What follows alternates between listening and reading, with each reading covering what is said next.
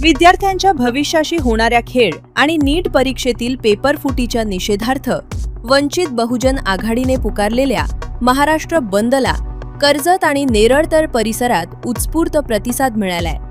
सकाळपासूनच कर्जतचा डॉक्टर बाबासाहेब आंबेडकर चौक आणि नेरळचा छत्रपती शिवाजी महाराज चौक आंदोलकांच्या घोषणांनी दणाणून गेला। विशेष म्हणजे या आंदोलनाला महाविकास आघाडीसह मनसे, शेकाप आणि विविध सामाजिक संघटनांनी आपला जाहीर पाठिंबा दर्शवला। हा लढा केवळ परीक्षेचा नसून विद्यार्थ्यांच्या भविष्याचा आहे, अशी भावना आंदोलकांनी यावेळी व्यक्त केली। शिक्षण व्यवस्थेतील भ्रष्टाचार थांबवून परीक्षा प्रक्रियेत पारदर्शकता आणावी, अशी आग्रही मागणी यावेळी करण्यात आली। या बंदमध्ये सर्व पक्षीय पदाधिकारी, कार्यकर्ते आणि नागरिक मोठ्या संख्येने सहभागी झाले होते।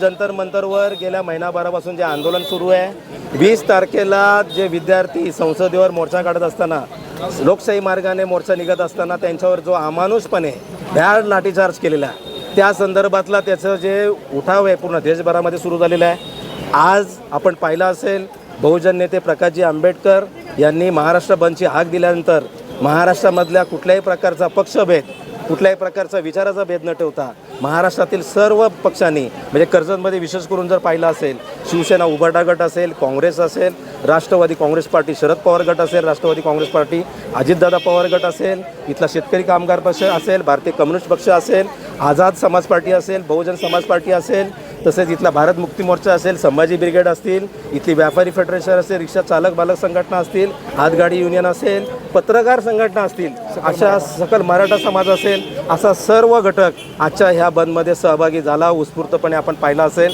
कर्जत चारी बाजूने पूर्णपणे कडकडीत बंद त्याच्यामध्ये हे केलेलं आहे। व्यापाऱ्यांनी उत्स्फूर्तपणे स्वतःहून हे दुकानं बंद केलेली आहेत आणि आजच्या ह्याच्यामध्ये विद्यार्थी, इथले पालक, मोठ्या संख्येने नागरिक इथे उपस्थित होते। आज आम्ही ठरवलेलं आहे, ह्याच्या पुढे सुद्धा जंतर मंतरची लढाई जर वाढली तर कर्जतचे नागरिकसुद्धा इथली लढाई ही सुरूच ठेवणार आहे।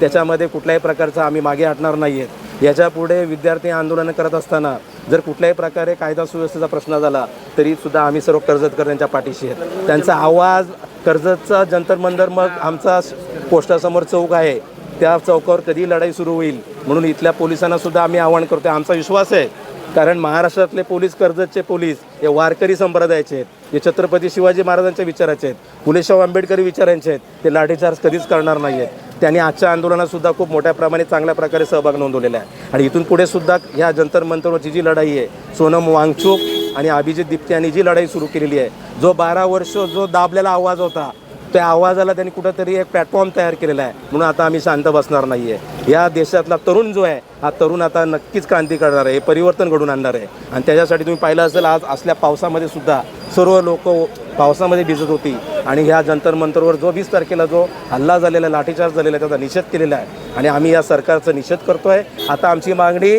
धर्मेंद्र प्रधानची नाही आहे, मोदी शहानी राजीनामा दिला पाहिजे। आज जो नेरळ शहर संपूर्ण महाराष्ट्रामध्ये बंद आहे, त्याचं कारण काय तर नीट परीक्षेमध्ये नीटचा पेपर जो आहे तो फुटीच आलेला होता। आज जो बंद करण्याचा 20 तारखेला जो त्या दिल्लीमध्ये जंतर मंतरमध्ये जे काय प्रकरण घडलं ते अतिशय चुकीचं आहे। सरकार कोणाचाही असो, कोणताही असो, मुळात विषय आहे विद्यार्थ्यांचा। त्या ठिकाणी आलेले ते विद्यार्थी आहेत, कोणी दहशतवादी नाही आहेत, गुंड नाही आहेत। त्या विद्यार्थ्यांना न्याय द्या। सरकारचं एकच काम होतं, कोण तो प्रधान, त्या प्रधानचा राजीनामा घ्या।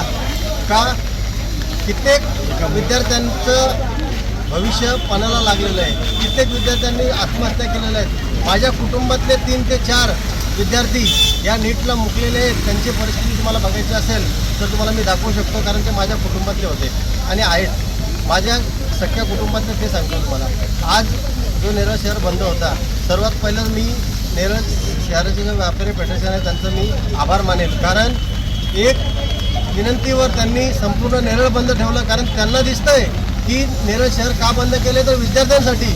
मग ह्या सरकारला का दिसत नाही आहे? सरकारने या विद्यार्थ्यांना न्याय मिळवून द्यावा, अन्यथा हे आंदोलन अजून तीव्र होत जाईल। त्याला स्वतः आपण असाल हे जबाबदार